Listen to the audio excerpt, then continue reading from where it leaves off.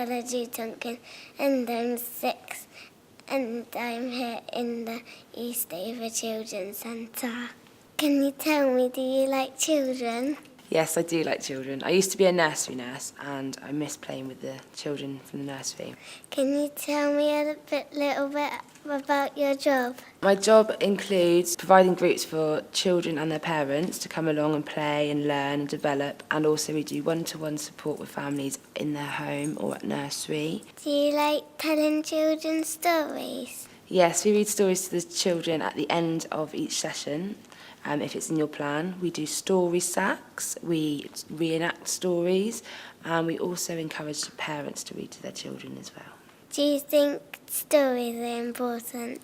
Stories are really important for children's development. It develops children's communication skills, children's literacy skills, and also their language skills. It improves their imagination because they can reenact the story and tell it to their friends in their own way. That's all from me. Let's hear what the parents have got to say. When I was little, my dad used to tell me stories, but this wasn't using a book. He used to just do it purely from his imagination, could do it there and then. I would demand a story and he would sit down and just start coming out with either stories that he remembers from when he was younger or something that he's made up on the spot. I think telling stories to your children is great because, as I say, it does spark the imagination. Even now, we're at the stage where we can get the child to sort of read it back to me. She doesn't know how to read yet, but from memory and using her imagination, she'll make up bits as she goes along. Well, my daughter was telling me yesterday that when they were in the car with her mum on the way home, they saw a load of birds. And she said they were off to bird school, Daddy. Mummy was taking them to bird school. They would be there all day, and then Mummy would come and pick them up later. They'd go home and have their tea, and then they'd all go to bed. All right? It just goes to show that it's using their imagination and they're starting to link situations together. AKA Danny. He's a gorgeous little boy and he loves stories. We often read him stories when we go up to bed. It's part of his routine. And if you get one word mixed up, he says, no, that's not right. So he does take things in and he does understand things. And if he doesn't, he constantly interrupts and asks questions, which is good. And if I say, okay, once upon a time, there was a little boy called Fred. No, he wasn't. He was called Daniel. Okay, once upon a time, there was a little boy called Daniel. No, he wasn't. He was called Danny. Okay, once upon a time, there was a little boy called Danny. He got up and he decided to go for a fly. No, he didn't. He wanted to go for a drive. Okay, Dan, would you like to make up the story and tell the story? No, Mummy, you do it. Okay, so storytelling is very interesting, very comical, and also very educational as well because he takes it all in. And we quite often look at the atlas as well at bedtime, which he loves because he learns all the flags for different countries, and there's a few different flags around Bridgewater, and he shouts, look Mum, there's an Italian flag, look Mum, there's the Union Jack. So he's a very smart, bright little boy. Storytelling's not all about reading a book. It could be through role play. One of Dan's favourite books is Splat the Cat, Secret Agent. And his friend came round and we were just about to go out, but the kids, they're so slow at doing things. So we decided I'd make a game out of it. So I said, okay then, you're secret agent spies, come on, we've got to do this. We've got to find this is your mission and we've got to get ready to go out. So we made badges and called them secret names, secret agent names. We had to search out for their coats and their scarves. And then we had to sneak around and make sure nobody was looking so we could go out the front door. When we read that story with Danny again, he loved it. He said, oh, we did that with Tyler and it was brilliant. So yeah, it's all about role play and just being a child yourself is great fun.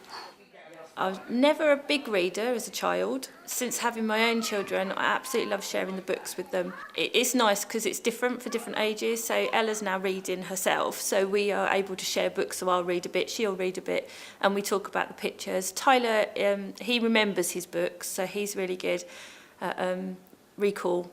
So we'll read a book and he memorises them, so he's really good. But what's lovely is that we don't always read the books. Sometimes we just talk about the pictures and make up our own stories, and we try and guess how it's going to end. That's always good fun to see. Get halfway through the book and then go, wonder how that's going to end. That'd be brilliant. But we also make up stories We've got a little puppet theatre at home, and the children absolutely love making up their own stories, princes and princesses and wizards and dragons. And but books and reading and that, it will develop the children's imagination, and it starts them off being able to write their own stories. I mean, Ella's always loved books, and her writing is brilliant, her descriptive words, and she's got that all just by enjoying books from a very early age. My biggest memory at home was my dad had these 2 big fairy tale books, traditional fairy tale books, and we got them as a special treat. If we'd been particularly good, we could have a story from the special fairy tale books, and they were lovely, apart from the one about the toy soldier that made me cry, so we weren't allowed to read that one. But all the rest of them were brilliant, and they also came on a record, to show my age now. All the stories were on records as well, so that was really lovely, listening to the stories that Dad would read to us on the record player. But if we're really unlucky, Mum used to read to us, and she would be yawning by the 3rd sentence. So, we always tried to get stories by Dad. There's definitely a place for technology in the children's education. I mean, we use our phones. We've got apps on our phones that help children read. We've got storybooks on our phone. It'd be a shame if we lost books, like we've lost, like records and tapes and that. It would be a shame, because books are lovely. We love stories as a family. My daughter has a story every night. She cannot go to sleep without a story, in fact. My son even likes stories still. He's 9 and he loves having a story still. He asks for stories. At school they have to read, and they have to read every night after school. We do that every night around the table. Ellie has books, nursery rhymes, soft books with just 1 or 2 words on them, colourful books. I remember Little Red Riding Hood. That used to be my favourite, and it's different like these days. My kids will have a different story every night, whereas I remember having the same story every night, over and over again, where I would know it off by heart, in fact, and my mum and dad would know it off by heart because I would have the same story every night. They would read to me again every night, and if I missed a night, I was very much like my daughter. If I missed my story, I was unsettled. I would like to have a go at writing my own story. When I read the books, I think, oh, I could do that, and I'd love to do that. And I would love to lie there and just make up a story, like 3 bears went into the woods and things like that. I'd love to do that, but I just can't. I just lose a plot, or I lose where I'm actually going with the story, and the story never ends. And then I just kind of get fuddled and I just can't do it. So I read the book instead. When do you think I read stories? Every night. Every night. At bedtime, isn't it? For you and Tyler. Yeah. Yeah, you're all tucked up in bed. I come read you a story, don't I? Yeah. You know me fall asleep. I sometimes have fallen asleep, haven't I? There lived a little boy called Jack. Jack was very poor. All they had in the world was an aged green pig.